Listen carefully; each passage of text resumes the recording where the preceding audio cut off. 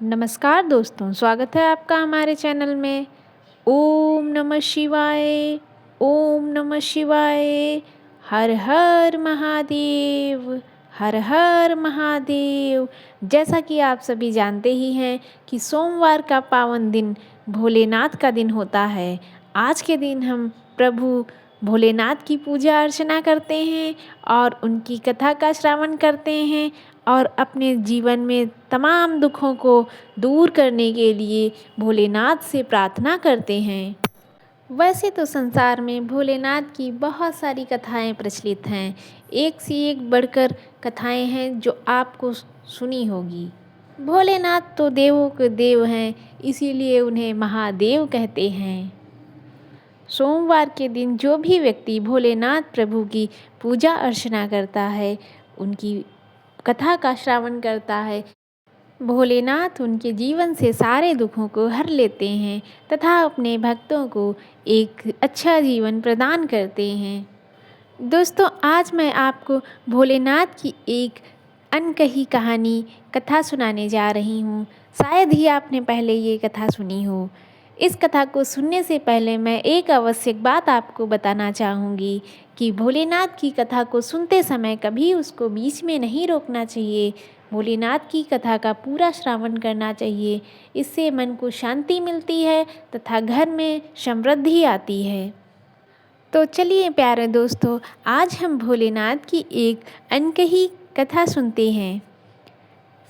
यह एक कथा भोले भिखारी की है। काशी बहुत ही सुंदर नगरी है। वह पहाड़ों से चारों ओर घिरी हुई थी। काशी के बाहर एक छोटा सा गांव था जिसका नाम भगवान शिव के नाम पे रखा गया था। उसका नाम शिवपुर था।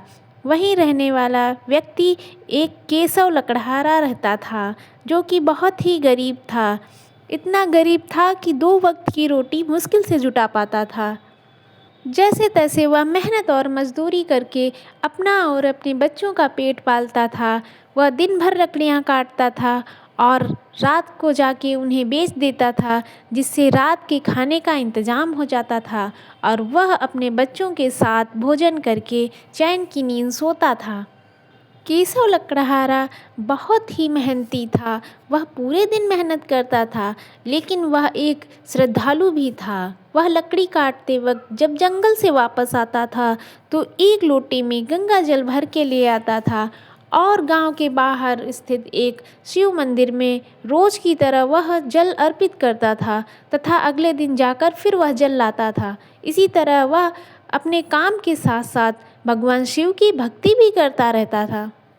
लोग उसकी यह आदतें देखकर बहुत ही हंसते थे और कहते थे कि हे केशव, तुम तो बिल्कुल ही मूर्ख हो। इन सब चीज़ों को करके तुमको क्या मिलने वाला है? तुम खाने के लिए इतनी मेहनत करते हो, वह ही काफ़ी है, और उसके बदले भी तुम्हें जल लाने की क्या आवश्यकता है? ये तो एक बेकार का काम है। लेकिन केशव किसी की भी नहीं सुनता था। वह अपने कार्य पे अडिग रहता था और प्रतिदिन की तरह वह अपने कामों में लगा रहता था। ऐसे ही धीरे धीरे दिन गुजरते रहे। कुछ समय के बाद उस गांव में एक बहुत ही भयंकर सूखा पड़ा। वहाँ पर खाने के लाले पड़ गए थे और गंगा भी सिमट कर ख़त्म हो चुकी थी।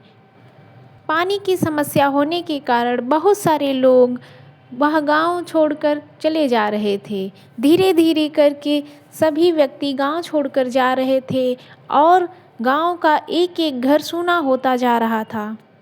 केशव और उसका परिवार भी जैसे तैसे ही दिन काट रहे थे। पानी ना होने के कारण केशव को बहुत दूर जाकर पानी लाना पड़ता था और वहाँ भी पानी की समस्या हो रही थी। एक दिन केशव को कहीं पर पानी नहीं मिला। फिर वह चलते चलते दूर एक गांव पहुँच जाता है। वहाँ से वह एक कीचड़ से भरे नाले से पानी लेकर आता है।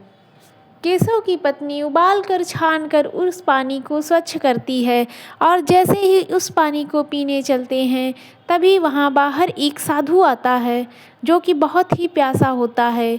प्यास से उसके होंठ कपकपा रहे होते हैं और वह पानी पानी कह के मांग रहा होता है। तभी वह साधु केशव के हाथ में जल को देखता है और वह बोलता है कि हे मानुष, मुझे बहुत ज़ोर की प्यास लगी है, प्यास से मेरे प्राण निकले जा रहे हैं, क्या तुम यह जल मुझे दे सकते हो? केशव ने अपनी प्यासी पत्नी और बच्चों की तरफ देखा और फिर कुछ देर सोचने के बाद वह जल का लोटा साधु के हाथ में दे देता है। वह साधु जल्दी से लोटा लेकर अपनी प्यास को बुझाने के लिए जल्दी जल्दी पानी पीने लगता है और एक ही क्षण में पूरा पानी खत्म हो जाता है।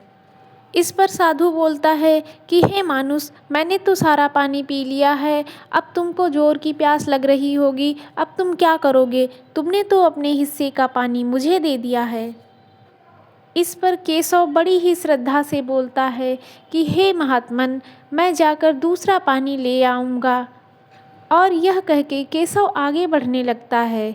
तभी साधु अपनी जटाएं खोलते हैं और उनकी जटाओं से गंगा जल बहने लगता है। चारों तरफ गंगा जल की धार बहने लगती है और देखते ही देखते चारों तरफ पानी की नदी बहने लगती है। यह देखकर केशव कुछ देर तो स्तब्ध खड़ा रहता है और वह समझ नहीं पाता है कि यह सब क्या हो रहा है, और वह फिर मन ही मन भोलेनाथ की पूजा अर्चना करने लगता है। वह मन ही मन भोलेनाथ का धन्यवाद करता है और कहता है कि हे प्रभु, आपने मेरी लाज रख ली, वरना मैं अपने बच्चों को कैसे प्यासा छोड़ सकता था। साधु की जटाओं से निकले हुए गंगा जल से पूरी गंगा जी फिर से लहलहा उठती हैं और उस गांव का सूखा भी दूर हो जाता है। भगवान भोलेनाथ की यह कृपा देखकर सभी आश्चर्यचकित हो जाते हैं और सभी मन ही मन भोलेनाथ को धन्यवाद करते हैं। ऐसी ही होती है भोलेनाथ प्रभु की कृपा। जिन पर उनकी कृपा होती है वह व्यक्ति कभी भी दुखी नहीं रह सकता है।